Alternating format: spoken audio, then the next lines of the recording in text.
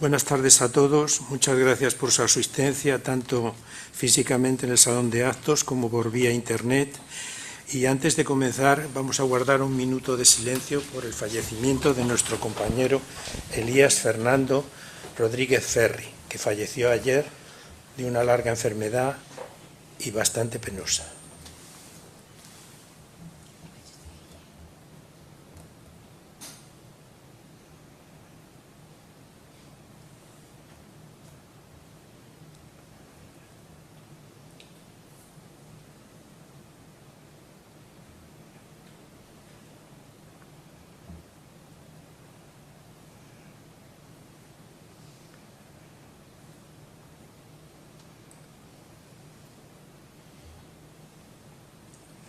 Muchas gracias.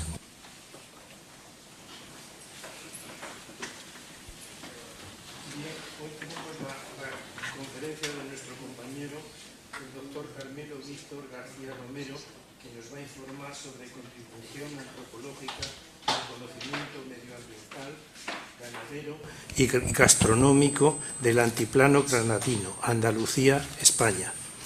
Como académico de esta casa no necesita presentación, yo solamente tengo que decir que le sigo en sus trabajos, le admiro, pero discrepo en bastantes cosas con él, pero es lo normal en estos casos. Tiene la palabra el doctor García Romero.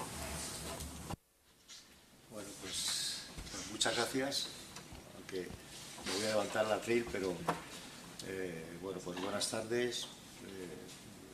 Gracias por la invitación, señor presidente de honor, académicos,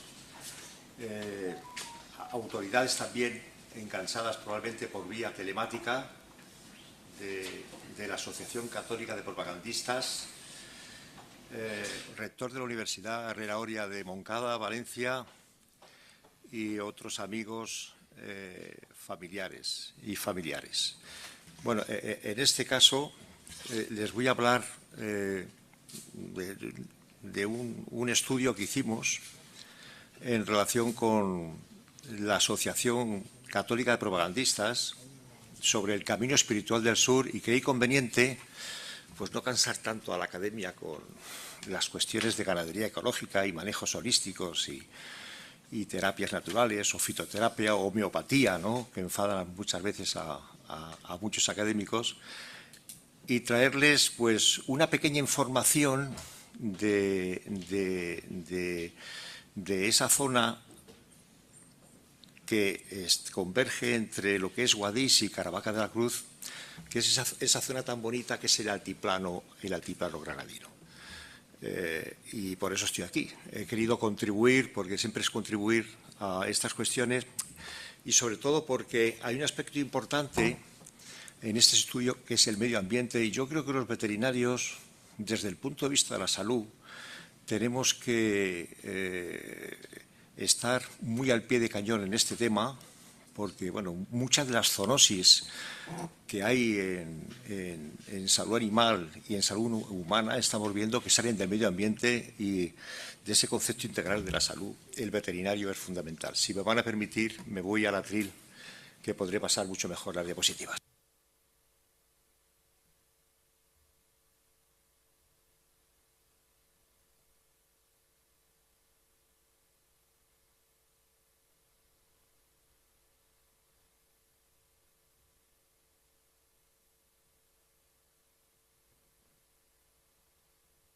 ¿Entendido? Vale. ¿Ahora va bien?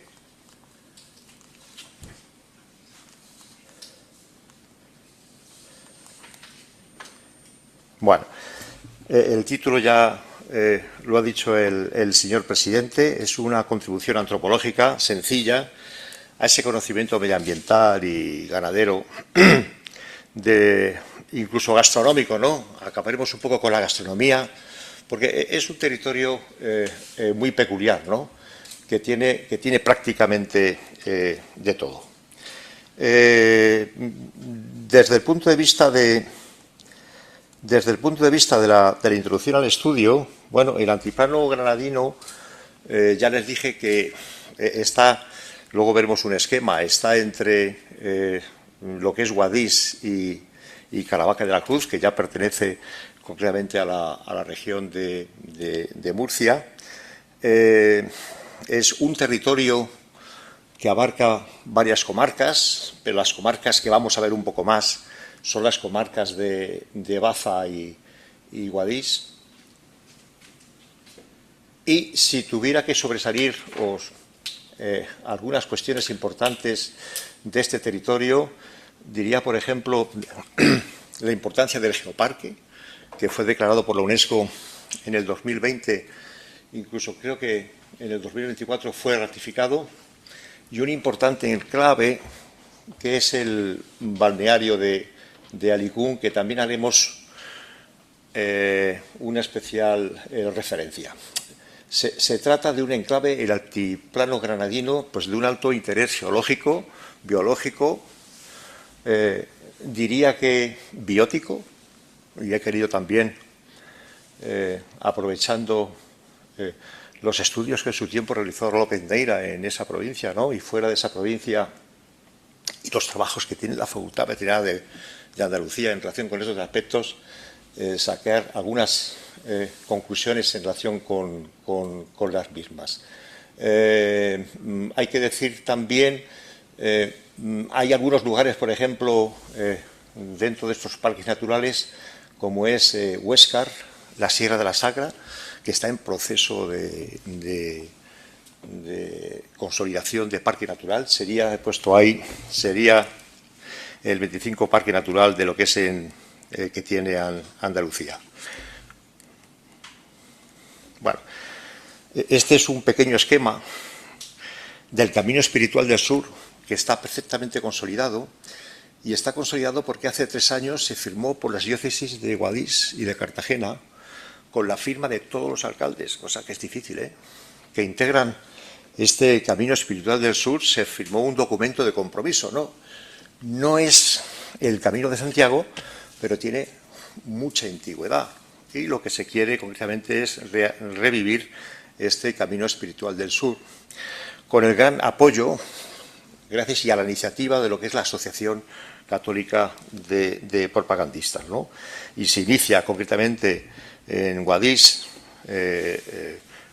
con un santo muy especial, que es Sant Torquato, en la ermita de Sant Torquato, y termina en Aravaca de la Cruz. Es un camino que coge parte de pueblos de Granada, aquí lo van a ver mejor ahora, y parte de pueblos de Murcia. Aquí tienen, por ejemplo, la comarca de Huéscar y aquellas localidades que integra, y luego está la comarca de Baza, en donde integra concretamente esta serie de pueblos genuinos que marcan un hito importante. Hay que decir que el geoparque sobrepasa concretamente estas comarcas. Es un espacio territorial importante, no sé si está en torno a los 4.700 kilómetros cuadrados el parque, con unas características geológicas increíbles que veremos un poco. Bueno, aquí les muestro un poco el balneario de Alicún, que es un entronque importante desde el punto de vista botánico, pero desde el punto de vista termal, desde los tiempos de los árabes, luego continuaron los romanos, y fue a partir del 1920 en donde una familia española cambió de uso de los tiempos de la Reconquista, una familia española que es la que lo tiene ahora, los herederos concretamente lo llevan. Pero es un centro importante desde el punto de vista termal y desde el punto de vista medicinal, y desde el punto de vista terapéutico, por las evidencias científicas que existen y que ya se ha cuidado de estudiar lo que es el Colegio de Farmacéuticos de Granada. Hay varios papers en relación con este asunto. Es importante también este entronque desde el punto de vista energético.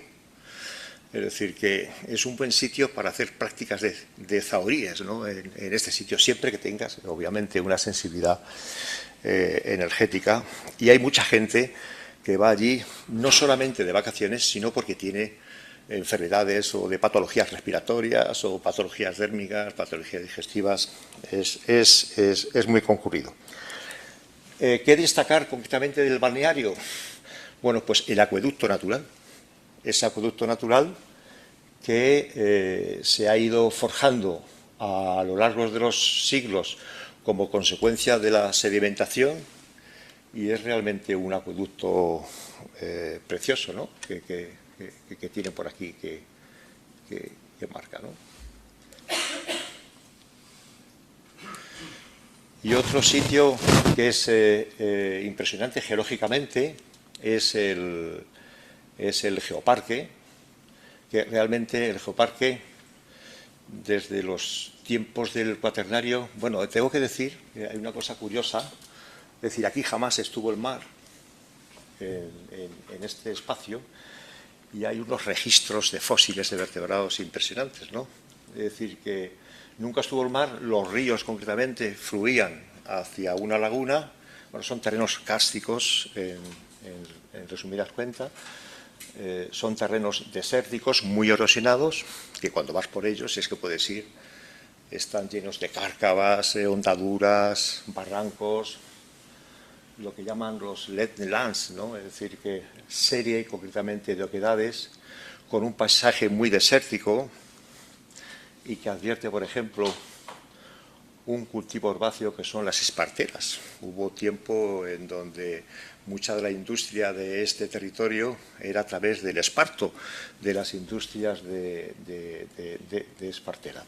Y como alguna curiosidad, y como itinerarios que he hecho con un propagandista o ahora ya ex tesorero de la ACDE, lo que son los petroglifos que hay, por ejemplo, en la Sierra de la Mina, ¿no? Que son signos prehistóricos desde el punto de vista religioso. La luna, ahí tienen, por ejemplo, uno que se puede señalar, ¿no? Destacar esas cuestiones importantes en lo que es este altiplano. Bueno, este estudio tiene una metodología, obviamente, y es una metodología que está basada en otros estudios que hemos hecho en relación con la Sierra de las Nieves de Málaga, que por cierto es reserva de la biosfera, y recientemente en el Parque Natural de las Mariñas Coruñesas, Terras de Mandeo. Hicimos siguiendo la metodología ya publicada, que tenemos publicada con otros autores, la metodología de encuesta, ¿no? Con distintas cuestiones, todo eso complementado con diferentes visitas a centros alimentarios y socioculturales de distintos espacios agrarios. También se tomaron fotografías, otras fotografías son cedidas, también se accedió a la Fundación Wikimedia Commons, bueno, en apoyo también en relación con informes anuarios, porque son parques muy estudiados. El parque de Baza está muy triturado desde el punto de vista de la caracterización geológica y desde el punto de vista de la caracterización botánica y faunística en este sentido, ¿no? Informes anuarios de los parques naturales del Geoparque y de Baza, proyectos y trabajos de los centros de estudios y territorio de Sierras de Baza y Huéscar y Altiplano. Ha habido y hay un fuerte apoyo por parte de lo que es la administración regional.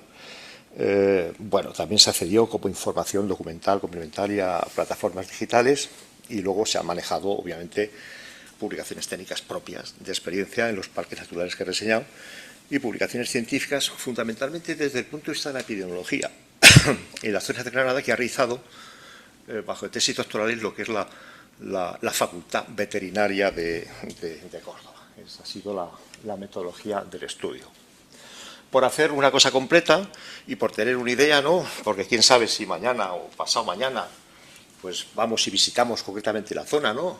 Son informaciones interesantes para el peregrinaje. Tengo que decir de que la Asociación Católica de Probadilla tiene una web muy estructurada en relación con el Camino Espiritual del Sur, que está aprobado por el Parlamento de Andalucía. No sé si lo dije antes o se me olvidó concretamente antes.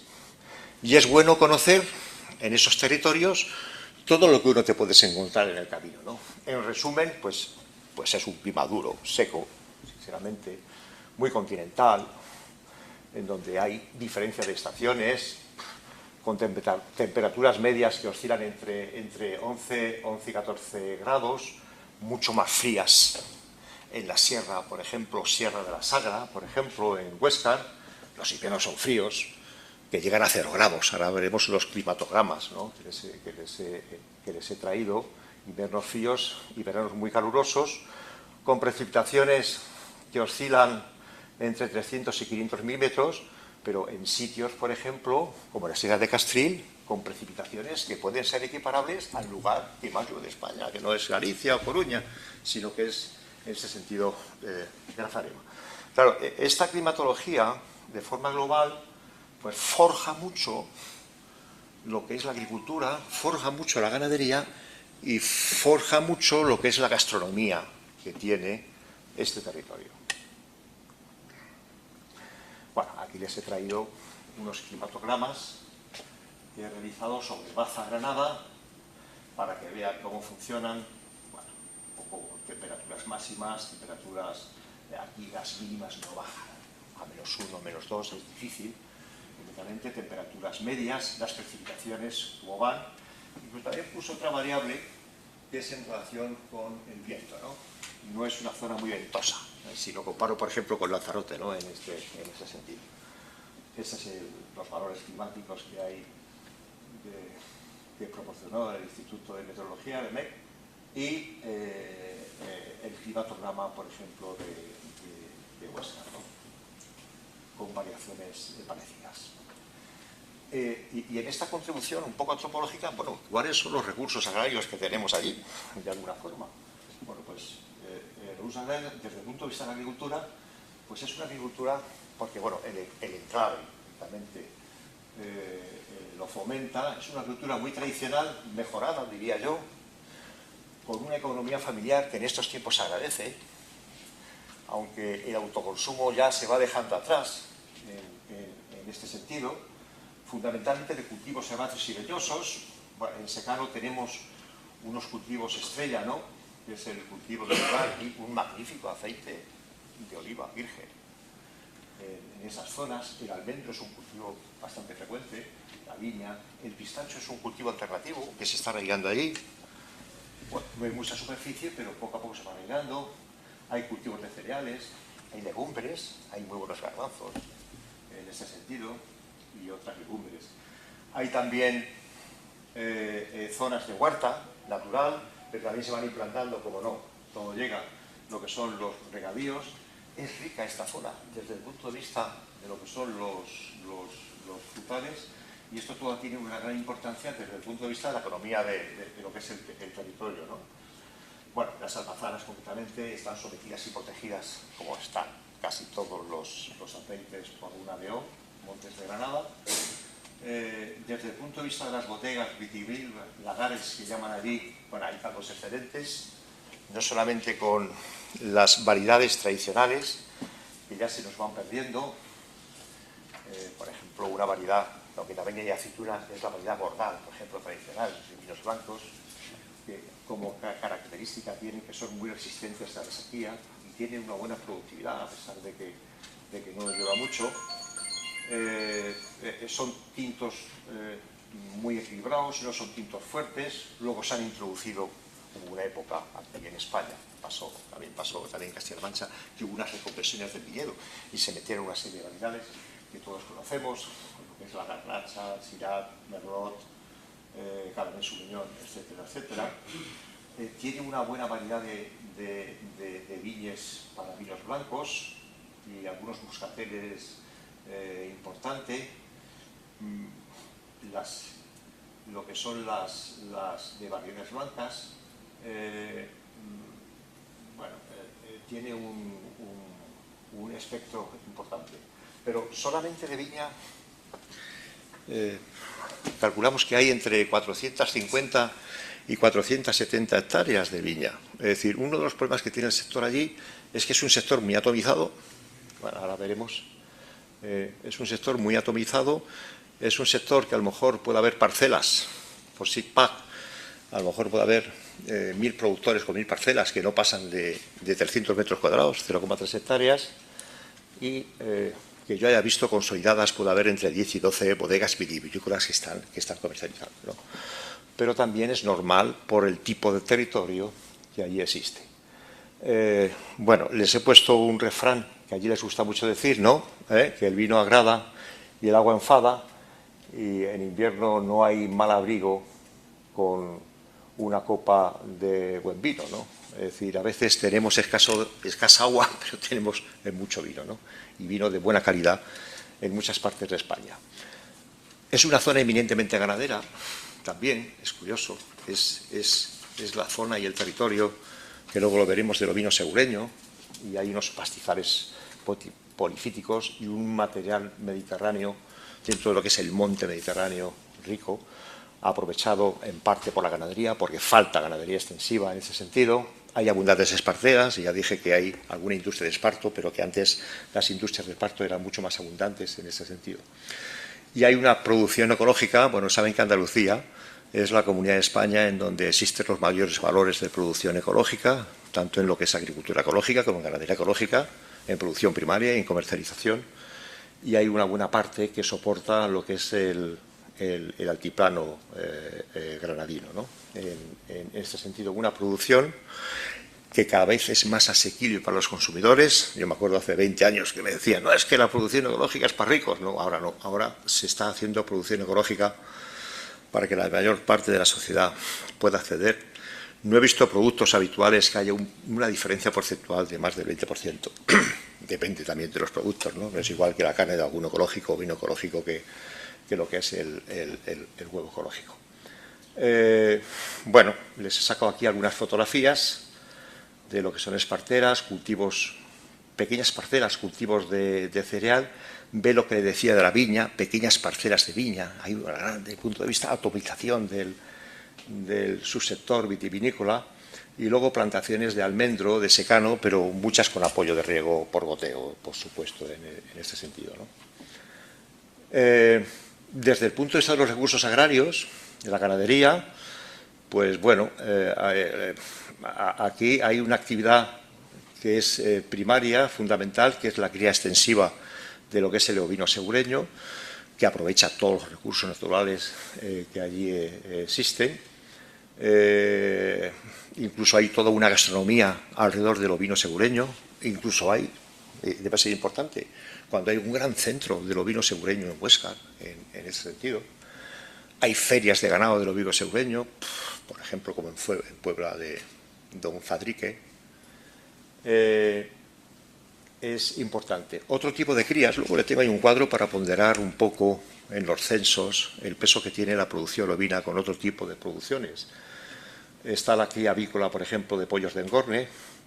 Hay muchos platos, concretamente, que utilizan el pollo en este recorrido que hemos hecho. Hay también bastante porcino. La charcutería es exquisita. Es una charcutería con nombre propio. En este sentido, hay una excelente charcutería. Bueno, hay algunas cosas, aunque no tocaría en esta diapositiva, pero hay unas roscas, por ejemplo, de pan rellenas de embutidos típicos, pues que son de ensueño, ¿no? En este sentido, ¿no? Que incluso yo creo que bajan el colesterol, me decía alguno de los allí, que iba a decir el del mercado municipal en relación con el colesterol. La cría ovina está protegida, obviamente, con una IGP, una indicación geográfica protegida. Les he puesto aquí que hay una feria anual del altiplano en Orce, en la comarca de Huescar. Es minoritario el vacuno. Bueno, he puesto ya algunas vacas porque me gustan, pero no hay mucho vacuno. Y sí, la apicultura es creciente, es un paisaje natural, con exquisitas mieles curativas, ¿no? Porque ya sabemos que las mieles no pueden faltar en casa en los inviernos, y hay unas denominaciones de origen protegida de la miel, igual que hay unas denominaciones de origen de vinos de Granada y unas IGP, porque hay un problema, es que en la denominación de vinos de Granada hay algunas variedades tradicionales que se quedaron fuera, y entonces han entrado dentro de lo que son las IGPs, ¿no? Indicaciones geográficas protegidas, ¿no? Es decir, que bueno, es una cosa generalizada, ¿no? Como pasa en el resto de España. Bueno, aquí algunas fotografías, una fotografía bonita de lo que es el ovino segureño, una fotografía del sistema tradicional, concretamente en donde hay, por ejemplo, en Puebla de Fadrique, un bebedero tradicional, muy bonito, por cierto, allí. Ovino pastando, y aquí al fondo un sistema de producción de vacuno en relación con vacas cruzadas, cuando pude comprobarlo en ese sentido. Bueno, esta es una diapositiva global para ver el peso específico que tiene esta ganadería entre Baza y Huéscar, ¿no? Y vemos que la ganadería ovina, en ese sentido, pues tiene un mayor peso específico, concretamente el número de animales. Le sigue la avícola, que es importante, y luego está el porcino, y quedaría en segundo lugar, un poco más en lugares inferiores, lo que es el caprino y lo que es el conejo. Hay platos exquisitos de caprino allí. Es el choto que llaman, choto al ajillo, que en definitiva es caprino. ¿Y qué diversidad tiene este paraje, este altiplano granadino que estamos hablando? Bueno, pues hay una diversidad floral importante en las sierras, tanto de la comarca de Baza como en la comarca de la Sagra. Yo destacaría que tienen un alto valor biológico. Hay especies endémicas que están registradas concretamente dentro de lo que es la Directiva de Hábitat, ¿no?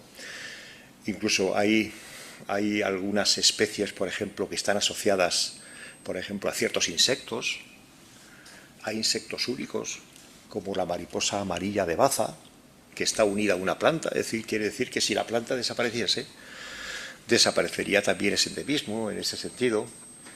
De ahí la importancia de que en los parques naturales, que también estamos trabajando, pero en otros aspectos, pues procurar que en los sistemas de cría no se utilicen de forma rutinaria biocidas. Los biocidas que más se pueden utilizar de forma rutinaria en los parques naturales son antiparasitarios de síntesis, o cuidar qué tipo de antiparasitarios hay que utilizar, ¿no? Porque no es lo mismo utilizar una ivermectina o utilizar un albendazol, si lo que quiero controlar son lo que son los elementos digestivos, por ejemplo, en ese sentido.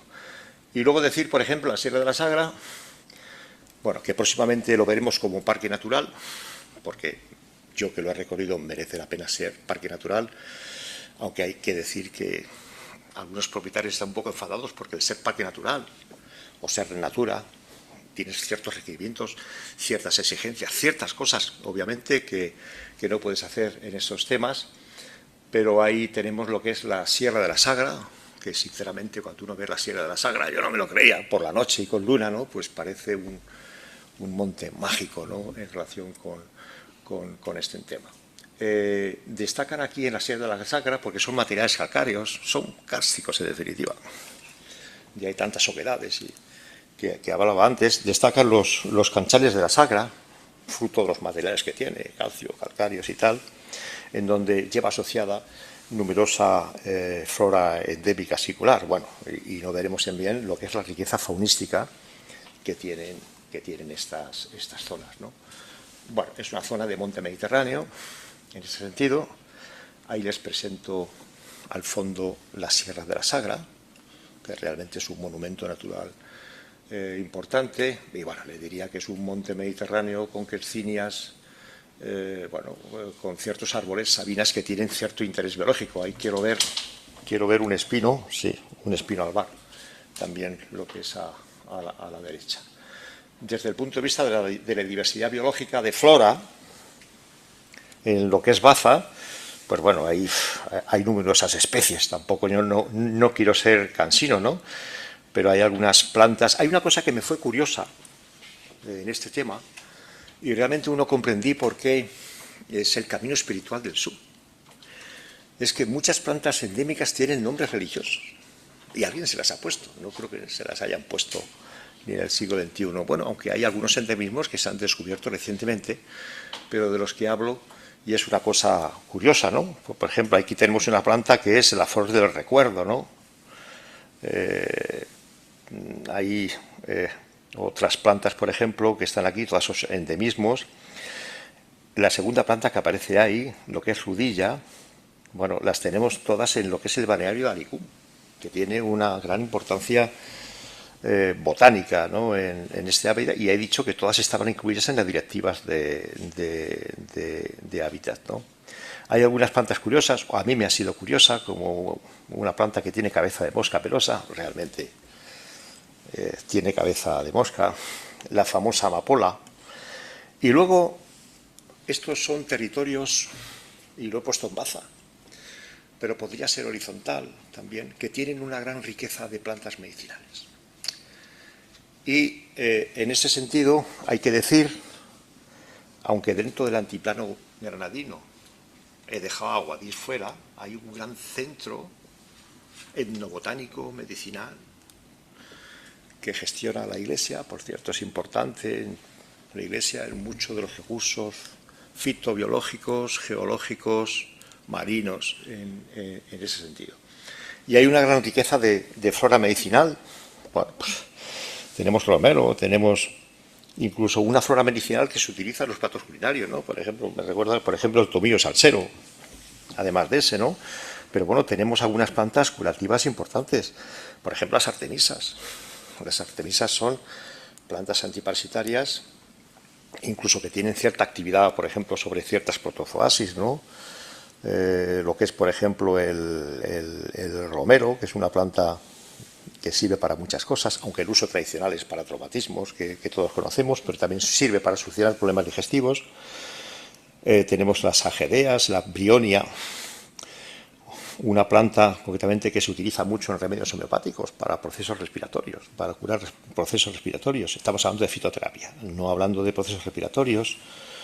O ciertas, por ejemplo, peonias o rosales, por ejemplo. Las peonias son plantas, concretamente son medicinales para solucionar ciertos problemas digestivos, pero también tienen cierta toxicidad en este sentido. Y esta toxicidad muchas veces te la da el sistema tradicional. Son los propios ganaderos los que te indican si las plantas son tóxicas o no. Y es el propio ganado también que te indica, siempre y cuando que estén integrados en esos agrosistemas, si las plantas tienen cierta toxicidad o no. Bueno, el mensaje concretamente en ese sentido es que bueno, tiene una gran importancia botánica desde el punto de vista medicinal, ¿no? Bueno, pues no sé, algunas plantas como la fumaria, perdón, porque traía la presentación en PDF, pero incomprensiblemente pesa más el PDF, cosa que me ha sorprendido, perdón, sí, pesa mucho más el PDF que lo que era la propia presentación, y entonces tiene algunas siempre, que las presentaciones, siempre algunos movimientos, y entonces verán que algunas letras están movidas, pero es por cuestiones de ordenador, no por cuestiones de ortografía, en ese sentido, ¿no? Lo que es la ajedrea, lo que es el limonio, no flor del recuerdo, es muy bonita. Lo que es la mejorana, que a veces se confunde con el tomillo, pero no es. Es un gran antiparasitario, por cierto, lo que es la mejorana, y que se utiliza mucho en los cocinados de estos territorios. La ajedrea y, bueno, el romerito, que me gusta llamarle romerito por mi abuelo, ¿no? Mi abuelo, cuando era pequeño, le llamaba, en La Mancha le llamaba romerito. Desde el punto de vista de la diversidad biológica, bueno, son bosques concretamente mediterráneos y de matorral, que tenemos todo, desde encinas, sabinas, pinos, varias clases. Tenemos concretamente, tenemos el tejo, que hay una curiosidad con el tejo. Luego, cuando les dé la fotografía, se lo voy a decir. Bueno, hay toda una serie de plantas que son plantas autóctonas, resistentes a la sequía, resistentes a los incendios. Es incomprensible que antaño o incluso en zonas se hubiese cambiado el monte mediterráneo por el monte actual de pinos, ¿no? El piñón piñonero y otros y tal. Es totalmente incomprensible en ese sentido. Bueno, ahí tienen, por ejemplo, una encina y tiene un enebro. He pasado de alto el enebro, pero el aceite de enebro, sin embargo, no es muy utilizado concretamente en ese sistema tradicional, pero en el sistema tradicional de Grazalema, que también conozco bien, el enebro, el ganadero lo utiliza para la curación de bichelas, es decir, miasis cutáneas. Incluso allí se comercializa, es decir, si alguien quisiera aceite de enebro, allí podría encontrarlo, ¿no? Y luego tenemos, por ejemplo, el tejo, que lo saco aquí porque los frutos son tóxicos, pero estos pajaritos, que los tenemos por cualquier lado, ¿no? Lo que es el carbonero y lo que es el verderón, no les afecta su toxicidad, pero sí se encargan de que este árbol, que es un árbol genuino y emblemático, pues no se extinga, ¿no? Van esparciendo las semillas, lo que es por todo el territorio. En Huéscar la vegetación es más o menos la misma, con algunos endemismos que puede haber particulares. Hay una flora, concretamente, una flora herbácea, en este sentido. Y aquí, por ejemplo, en Huéscar, aparece, por ejemplo, una planta que son los zapaticos de la Virgen. Y alguien se lo habrá puesto. Y realmente se parecen a los zapatos en pequeños de la grife, ¿no? Otra lo que es la corona del rey. En fin, siempre de flora autóctona endémica, en paisajes concretamente kársticos, que son los canchales, ¿no? Y que están incluidas todos dentro de lo que es la directiva de hábitats. Y luego de masas arbóreas, pues tenemos de todo. Tenemos el enebro, tenemos las sabinas, el ajencejo, el cerezo trasero, encinares. Bueno, es muy rica la biodiversidad que hay en esas zonas. Bueno, aquí se ve mucho mejor lo que es la Sierra de la Sagra, realmente es bonita. Y en zonas de épocas de noche nueva, luna lleva y tal, es espectacular verla. Aquí están los zapaticos de la Virgen. Bueno, te da una idea, que se los puso. Hay ciertas orquídeas, como la orquídea del nido, que me fue. Y luego hay algunas plantas, pues, descubiertas hace poco, como la linaria sardensis, que la tenemos ahí. Hay muchas más. Es un paraíso para los botánicos. Desde el punto de vista de la diversidad biológica, fauna, hay que decir concretamente de que esta diversidad floral pues también alberga una gran diversidad, lo que es faunística. Hay una gran riqueza de mamíferos, incluso dentro de los mamíferos hay unas poblaciones no carnívoras, de lo que son murciélagos insectívoros, que tienen un interés biológico, aunque bueno, pueden tener también algunos problemas, también, pienso yo, desde el punto de vista zoonósico, ¿no? Pero ahí no he visto completamente nada. Se sabe por cultura general y por la rabia, ¿no? Que sabemos que España es libre de rabia en España, aunque yo creo que no todas las comunidades vacunan de rabia, pero eso ya es otra historia en ese sentido. Es rica concretamente en aves, esteparias como no. Ahí tenemos a nuestra querida perdiz, pero hay aves tan interesantes o más que la perdiz, que no son cinegéticas. Hay una fauna invertebrada importante también, que veremos un poco insectos, vertebrados, anfibios. Hay también insectos, algunos que provocan problemas con ciertas patologías que tenemos reciente en el vacuno, como la hemorrágica y alguna otra que hay de ahí. Y luego también, que luego lo veremos, pues obviamente hay abundancia, tomando como referencia los estudios de la parasitofauna que hizo López Neira en esa zona, que son abundantes, por ahí en el Instituto López Neira, ¿no? Por ahí, no sé, por ahí por el 46, pienso yo, 45, porque López Neira creo que murió en el 56 o 57, pues hay ciertos agentes bióticos. Y por los trabajos recientes que tiene la Facultad Veterinaria, hay ciertos agentes bióticos que tendremos que estar vigilantes. Y aquí es donde el veterinario tiene todo su valor. Es decir, que nosotros tenemos unas competencias clásicas, pero tenemos otras competencias que nadie las puede hacer mejor que nosotros. Sí, hombre, sí, tenemos unas competencias en salud, en inspección, en mataderos, en ganadería, pero aquí el veterinario tiene toda la razón, porque muchas de las patologías que mantiene, y en eso me acuerdo mucho ahora mismo de mi maestro, el profesor Laurino Sainz Moreno, que decía de la gran importancia que tiene el medio ambiente en el mantenimiento de reservorios, ¿no? Y eso lo manifestó en varios libros de zoonosis que tiene en ese sentido. Y esto es fundamental porque ¿quién mejor que un veterinario? Y aquí también les presentaré ahora un estudio que hicimos en Castilla-La Mancha, el veterinario, para cuidar esas interacciones patológicas al final que se están produciendo entre la fauna silvestre y doméstica, y que a veces el hombre se mete en el medio y puede adquirir ese tipo de patologías, ¿no? Bueno, desde el punto de vista de la diversidad biológica, pues y tenemos mamíferos, por ejemplo, pues los mamíferos que conocemos, ¿no? Lo que son los mamíferos ungulados, muchos cinegéticos. Allí hay caza controlada. ¿Por qué?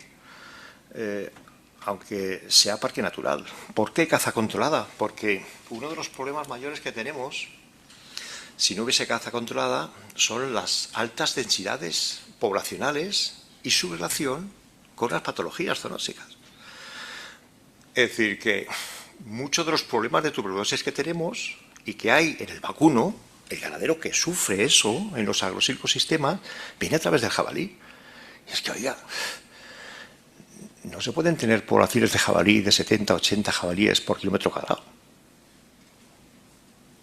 O cervunos cada 100 hectáreas. Porque hay una relación directa entre las cargas ganaderas, cargas cervunas y las intensidades de infección y los problemas concretamente de enfermedades. Es cierto que hay un movimiento ecologista de freno para que en los parques naturales pues no se maten reses, siendo hablando un poco en el argot campero, pero el control poblacional es fundamental por dos cosas. Primero, por tres cosas, diría yo. Primero, desde el punto de vista sanitario, para el control de ciertas patologías que parecía que estaban acabadas, pero que son emergentes. Ahí está, concretamente, la tuberculosis, en donde la mantiene el jabalí, también el tejón. Puede ser un desarrollo importante, por los estudios que tiene el IREC, el Centro de Investigaciones Cinegéticas de mi tierra, en ese sentido. Pero que también es importante mantener las densidades poblacionales en defensa de lo que es la biodiversidad y el monte, porque cuando hay mucha carga se ve que el monte, concretamente el monte está todo raso, ¿no? Es decir, que y luego, desde el punto de vista cinegético, si uno no mantiene ciertas, eso está estudiado, ciertas densidades poblacionales, no hay calidad de los trofeos. Eso lo sé yo, y lo sabe mucha gente. Entonces, a veces, concretamente, pues a la presión ecologista no hay que hacerle caso y hay que hacer realmente una verdadera gestión integral con personas autorizadas de la administración, como son los agentes medioambientales, para reducir poblaciones, fundamentalmente de animales defectuosos, etcétera, etcétera, etcétera, en ese sentido.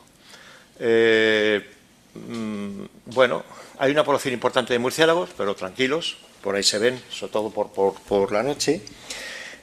Y luego, en lo que son carnívoros, bueno, existen los carnívoros que en cualquier lado, pero hay un carnívoro que se ha expandido, que es el lince ibérico. Yo me acuerdo en los años 2000 se inició el programa LIFE. En España, yo interviene en Castilla-La Mancha el programa LIFE. Yo calculo que ahora puede haber algo así como alrededor de, no creo que llegue, 3.000 linces en España. La mayor parte de linces lo tiene Castilla-La Mancha, tiene unos 1.000. Andalucía tiene unos 900. 800, 900, y Extremadura tiene concretamente el resto, y son de los programas en donde se intervino horizontalmente por muchos servicios de la administración. Yo intervine a través de lo que es el servicio mío de investigación, y bueno, todo ha sido un éxito, ¿no? Se empezó con la cría en cautividad, se empezó concretamente con lo que es la interconexión de hábitats, porque uno de los problemas que había, le hago un inciso porque es importante desde el punto de vista ambiental, era la falta de interconexión que había entre las poblaciones, que eso lleva a unas derivas genéticas importantes. Se han solucionado muchos temas. Otro de los problemas que había era en relación con la gestión de hábitat. ¿Cómo vamos a tener linces y no hay conejo? Disminuido y tal. Y se ha solucionado en muchas cosas. Y ahora en la última fase, porque no sé, creo que el programa LIFE acabará dentro de 2 o 3 años, pero yo creo que ha sido todo un éxito. Se está trabajando en la gestión de amenazas, ¿no? Es decir, mucha mortalidad que tiene el lince, atropellos en carretera, etcétera, etcétera, etcétera. Y luego le sacaría alguna fotografía.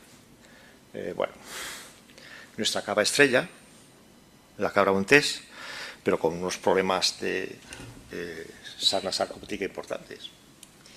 Y en aquellos terrenos, parques comunales, fundamentalmente, que cohabitan, que conviven, lo que es la ganadería extensiva de montaña con la cabra montés, pues hay interacciones patológicas, ¿no? Y aquí está siempre el huevo o la gallina. Y la solución no es solamente las hiperpectinas, ¿no? Yo creo que había que empezar a veces por las densidades poblacionales, pero bueno, ese es un problema que tiene la cabra montés, pero la belleza de la cabra montés, o los socioides ibéricos, ¿no? que yo creo con todos los sistemas de cotos intensivos, yo creo que puede sentirse un poco amenazado, ¿no? Yo digo, no se estará hibridando con el Cervus, concretamente el Aphus europeo. En ese sentido tenemos que tener cuidado. Y ibérico, y todas las cuestiones de gestión y hábitats que se hacen, y bueno, un mamífero de los ríos, que es la nutria, ¿no? Que también te indica mucho la calidad de las aguas. Hay que decir de que todavía son unas aguas de una calidad aceptable las que tenemos ahí. Y lo digo no solamente porque haya visto análisis y tal, sino porque desde el punto de vista de la fauna son indicadores biológicos que de otra forma no vivirían en esas aguas. Y siguiendo con lo que es la fauna, pues bueno, hay multitud de aves de monte y de estepa. No sé, me gusta a cada uno y tal. Y me gusta, por ejemplo, la alondra. Bueno, hay multitud de lo que es pajaritos que llamamos. Está la perdiz. Están concretamente los gavilargos, los córvidos, estos animales que son muy bonitos, pero bastante agresivos.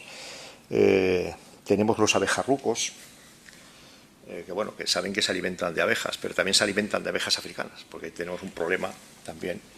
Nuestra apicultura española tiene un problema por las agresivas abejas africanas.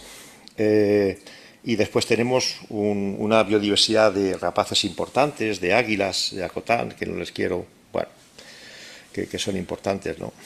De búho real, por ejemplo. Pues no sé, aquí he sacado algunas cosas que a mí siempre me han gustado, como es la alondra, o el canto de la alondra, o el abejarruco, ¿no? Y esas cantadas que hay por la mañana, ¿no? Pues el abejarruco solamente se juntan, es gregario al amanecer y al atardecer, luego ya se dispersan de alguna forma, o el águila real, o el majestuoso búho real, ¿no? En ese sentido.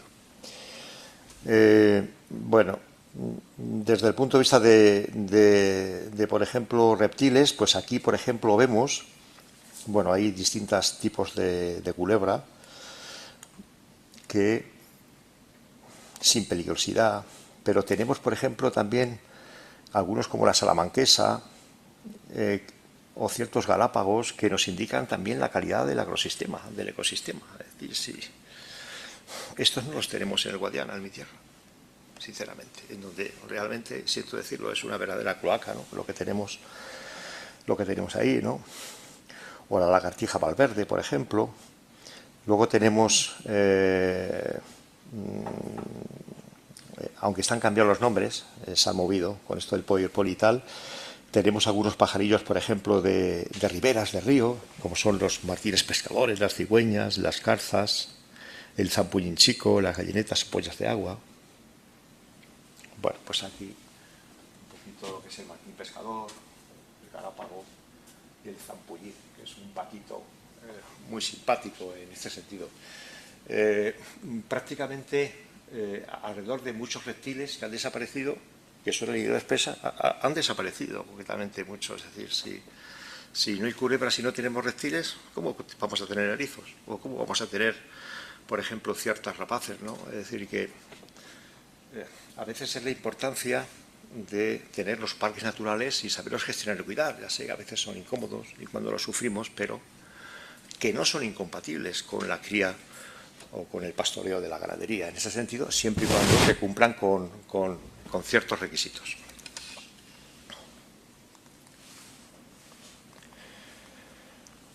Desde el punto de vista de la fauna,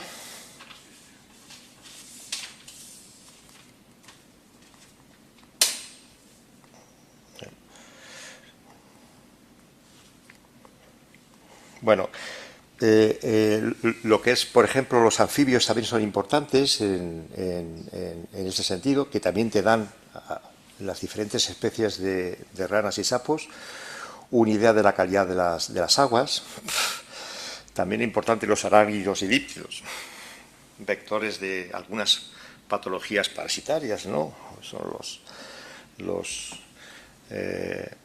ixódidos y argásidos y culicoides, mosquitos que nos están causando, sinceramente, muchos problemas, y mucho más ahora, donde el desarrollo estacional por el cambio de clima se ha extendido. Es decir, que antes había más estacionalidad, pero ahora hay menos estacionalidad. Hay estudios ya bonitos de cómo esa ruptura de la estacionalidad influye en la epidemiología, y esa es la razón a veces por la cual aparece la lengua azul en noviembre. Por ejemplo, hablo de mi tierra, que la conozco bien, y estas cuestiones, ¿no?, en ese sentido. Hay algunos endemismos específicos, como la mariposa de Baza, asociada concretamente hay varios tipos de mariposas. No puede haber truchas si los ríos no tienen cierta pureza de las aguas. Y allí las aguas, afortunadamente, las aguas corren, ¿no? O ciertos animales específicos, como el topillo cabrera, o en fin, u otros que hay ahí.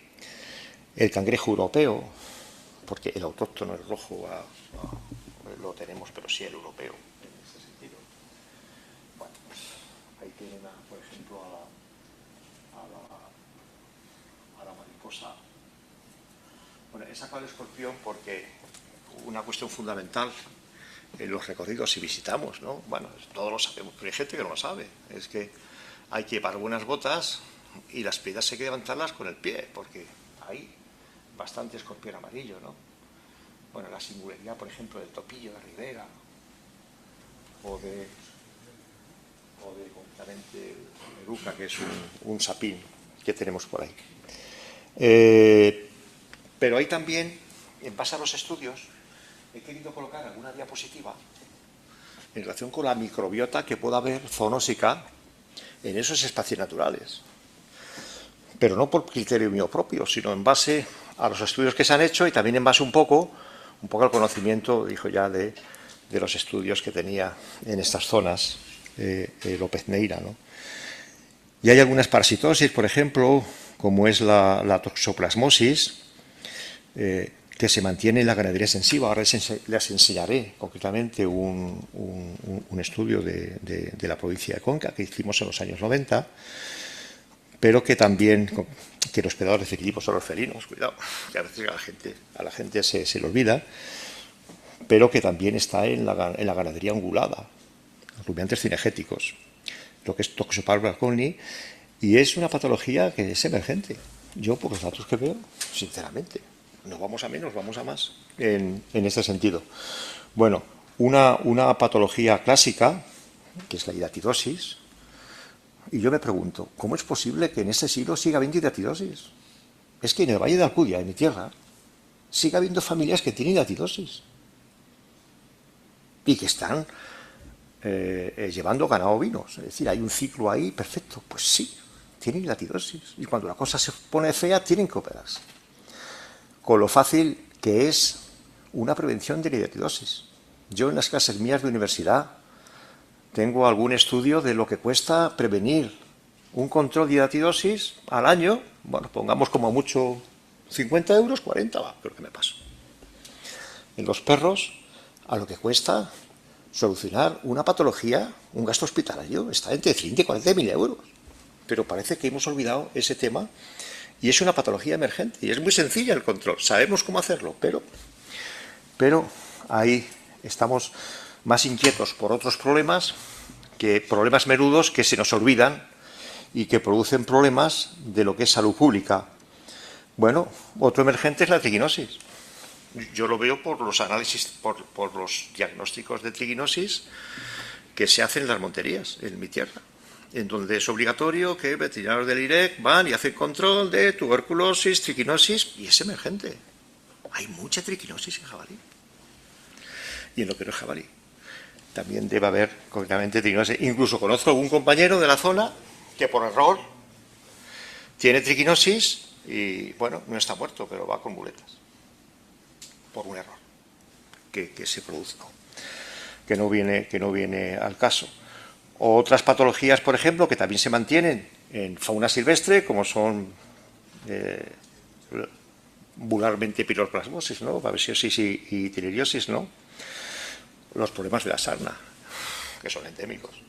Pues en aquellos lugares de montaña y de alta montaña, las ganaderías de ovino tienen verdaderos problemas, concretamente, que hay que hablar antes de las sarnas.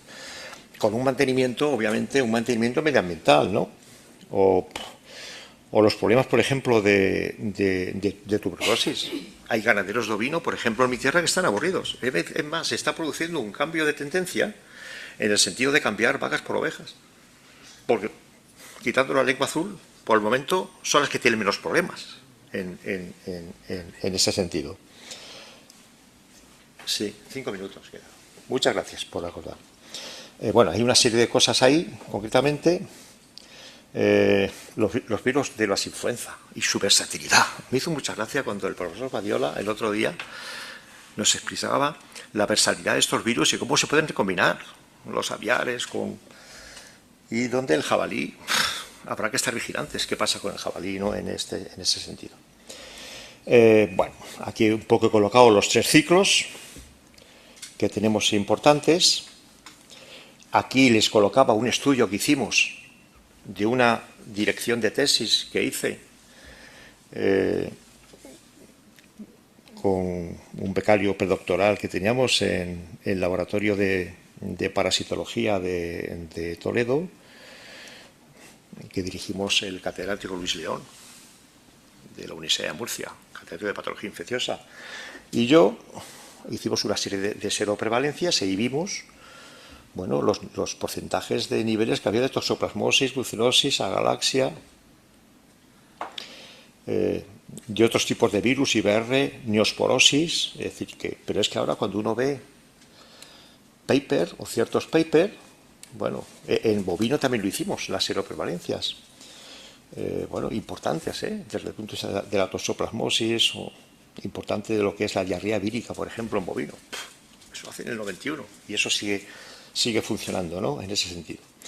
Y por último, para no pasarme, pues teníamos concretamente esta gastronomía popular granadina con este gran abanico de productos agrícolas que tenemos allí. Y si yo tuviera que resumirles esta gastronomía, y se me ha ocurrido ahora, realmente es una gastronomía de pastores. Toda base de gachas, ajos, curiñas, y con todas las esencias que vienen de los tiempos de antaño de árabes y tal, de pimentón y azafrán, ricos en carnes. Ojo, los escabeches. Escabeches de perdiz, escabeches de conejo. Es decir, que no tienen nada de desperdicio en relación con los pescados. Y, bueno, hay numerosos platos que son platos hechos con materias primas. Una cuestión importante es que son productos ecológicos, no de proximidad, locales. Y eso se valora concretamente muchísimo. Ojo, los ricos panes que hay, por ejemplo, los vinos que ya he dicho, los vinos tradicionales, le llamamos ayer, se llama el vino picoso.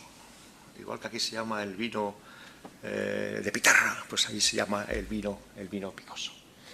Y hay una gastronomía de Baza, y ya, señor presidente, prácticamente estoy finiquitado, acabado, en ese sentido. Y los platos típicos que hay, por ejemplo, en Baza, las gachas coloradas, pues están muy buenas, es decir, pero son platos fuertes, es decir, son platos energéticos, ¿no?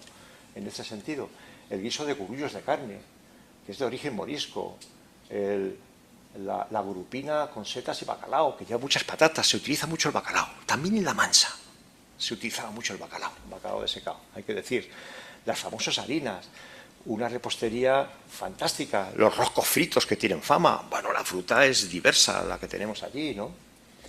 Bueno, pues algunos platos como los gurullos de carne o las gachas coloradas, la curupina de carne, los roscos. Y en la gastronomía de Huéscar, y ya con eso me acabo y tal, hay un plato estrella que si vamos por allí, por favor, cómanlo, que son las latas de cordero segureño. Y paso a ellas. Luego hay multitud, no sé, multitud de el lomo de Orza. Eso está de ensueño, ¿no?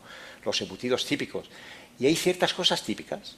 Por ejemplo, este embutido es la huella, por ejemplo, que llaman en Huéscar o Puebla o Fadrique, el lomo de Orza. Y esto es el plato estrella. Es exquisito, al horno. Es una especie de bandeja metálica, hay que encargar previamente y decir si vas, bueno, yo como mínimo 4 personas, 4, 5, 6 personas, llamas, te la encargan a base de patata, pimiento, especies y con un buen vino que está de ensueño. Y luego esta tierra, ya estoy finalizando, un minuto, esta tierra, todo eso se refleja en diferentes centros que hay, de centros etnográficos, de museos, de ecomuseos, es decir, está muy bien estructurada para poner de relieve su sistema tradicional. Hay aquellos que dejen de un lado el sistema tradicional, es fundamental, nunca se podrá avanzar. Bueno, y este es el gran centro que tienen que, si van allí, que es el centro del ovino segureño, es impresionante el centro del ovino segureño, ¿no?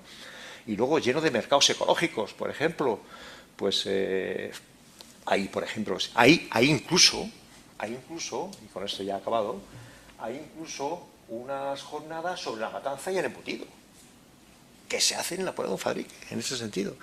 Es decir, que es un sitio muy característico y he querido yo, a esta querida academia, pues al hacer un estudio, me gusta ser oportunismo, ¿no? Ya que haces algo, difúndelo en ese sentido, pues traerlo aquí. Y bueno, aquí está la bibliografía que hemos manejado, obviamente, en ese sentido, y ese es mi epílogo. Y el epílogo, de alguna forma, que yo, bueno, voy a leer como las conclusiones, como si fuera una conclusión, es que los estudios antropológicos del territorio tienen un gran interés para preservar la cultura rural y para la conservación del medio ambiente y preservar la salud pública de las interacciones patológicas entre animales silvestres y ganadería extensiva. De ahí la función relevante del veterinario en las estrategias de una única salud o en los programas de vigilancia epidemiológica de la fauna silvestre para evaluar y minimizar los riesgos parasitarios, sanitarios, la deformación, en el contexto de la interfaz sanidad animal, salud pública y medio ambiente. Muchísimas gracias por su atención.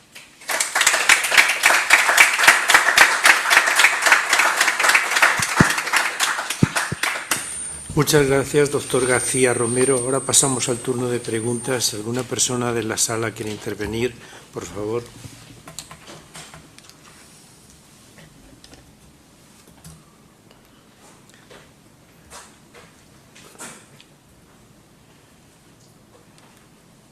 Bien, pues parece ser que está todo tan bien explicado y tan extendido. Quiero darle las gracias. Perdón, va a intervenir el doctor Anadón. Sí, nada, yo le quería dar las gracias al doctor García Romero por acercarnos al campo, a esta Real Academia de Ciencias Veterinarias de España, el campo que tanto necesitamos conocer, ¿no? Sobre todo para aquellos compañeros que están en el medio rural, ¿no? Gracias por la preparación de esta conferencia, que ha sido magnífica, ¿no? En cuanto a su estructura, en cuanto a su descripción. Y bueno, yo creo que ha demostrado perfectamente que es un buen investigador, un buen observador, conocedor de la naturaleza, un buen ambientalista y conocer sobre todo la sostenibilidad ambiental, ¿no? Que es importante, ¿no? Me ha gustado mucho la descripción de la fauna y de la flora. Y yo creo que tiene que quedar para otra conferencia pues los aspectos de los productos vegetales, los productos fitoquímicos que contienen los vegetales, ¿no? Que debe ser impresionante, ¿no? El número de productos que contienen estos vegetales del altiplano granadino, precisamente por su sistema de cría, ¿no? Y nada más. De manera que, gracias de nuevo. Pues muchas gracias. Así lo haré.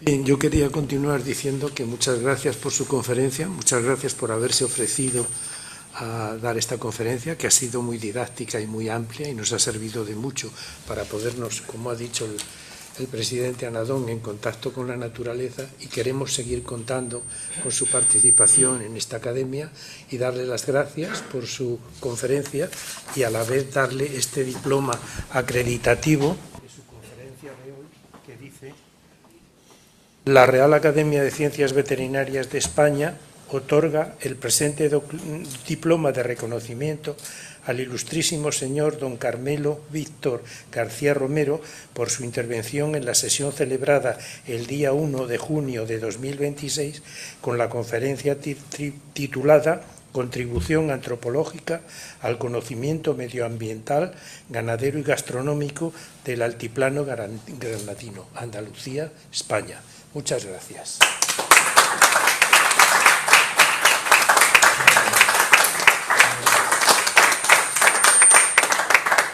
Perfecto. Se levanta la sesión. Está bonito, ¿verdad? Sí.